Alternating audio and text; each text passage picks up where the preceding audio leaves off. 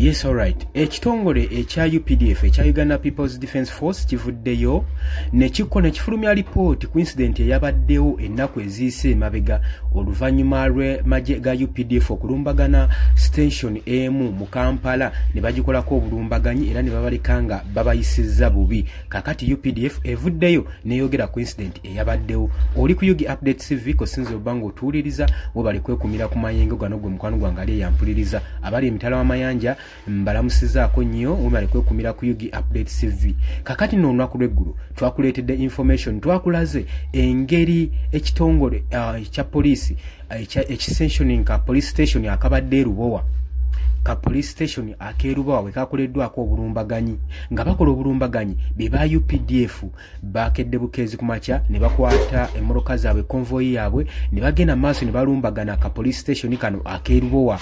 Kigambibwa mbu abasangiddwawo abatuuze saako ne ba officers bakwatiddwa basose kubajjako amnisos ebyokulwanyisa byabwe byonna byebakwata ne babagamba mu biteeke wali ne babagamba n'oluvannyuma beyale wansi ne babakuba emiggo ejafiseewo ne gikwata ettaka nga tebayawudde aba officers abali ku command saako n'abo bennyininyini abadde ba providing security ku ka police station ako. Wabula ababaddewo bagamba nti bano tebaatalizza ne bano abatuuza b'okukyalo b'okukitundu abadde bazze okuripotinga cases nabo babatwaliddemu babakubye emiggo mizibu nnyo era okukakananga ne cases zabadde batutteyo tebasobodde kubanga bazisabumintinga eri mu police station kubanga wabaddewo ensasagge.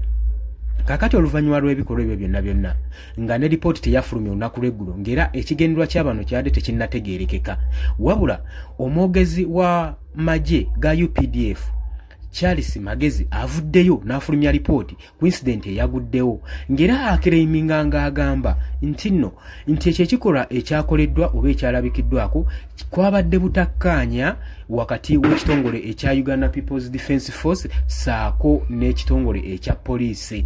Kigambibwa nti nno bano babadde mu patrollinga bafunyeemu obutakkaanya ku ngeri gyadde balina okukwasaganyamu emirimu gyabwe era ne bagenda mu maaso ne bagumya abatuuze nga babagamba nti nno incident yavuddeyo tebatiisa era ensonga eno egenda mu maaso n'okuba ng'ekwasibwako ng'ekwasibwa amateeka era nga tukyagirondoola tumanye ddala kituufu ki ekyaviiriddeko bano okuba nga bakola obulumbaganyi ku kitongole kino ekya poliisi.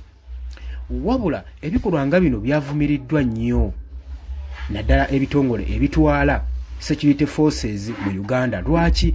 Kubanga bagamba nti nno ebitongole bino ebikuumaddembe bina providing security peace saako n'okuuma abantu wabula tebirina teekawo mbeera egenda mu maaso n'okuba ng'etiisatiisa abantu ng'ebakuba ekikangabwa.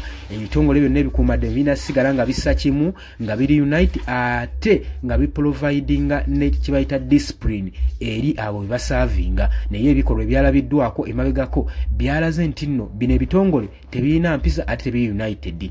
Wabula newankubadde omwogezi wa UPDF yavuddeyo n'awa lipooti efaanaganako weetyo wabula batuuze basigadde si bamativu ku ki ekyaviiriddeko amagye aga UPDF okukola obulumbaganyi ku kitebe ekya poliisi saako n'okukangavula abasangiddwawo omuli abatuuze saako ne ba police officers bano. Kigambibwa nti okusinziira ku bisago bye bafunye batwaliddwa mu health centers okusobola okulaba nga bafuna obujjanjabi.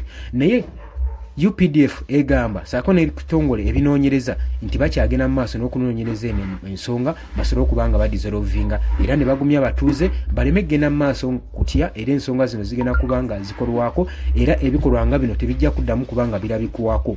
Jjukira nti n'abatuuze mu kitundu ekyo ekya Lubowa abamu bakyatidde okuba nga even batwalayo emisango gyabwe abadde batutteyo emisango. Jjukira nti nno bakubiddwa emiggo era kakati bali ku ndiri bafuna bujjanjabi. Oli ku Yugi Update TV ko sinzira obanga otuuliriza era we bali kwekuumira ku mayengo gano. Mbagala nnyo tugenda kuba nga tukomawo.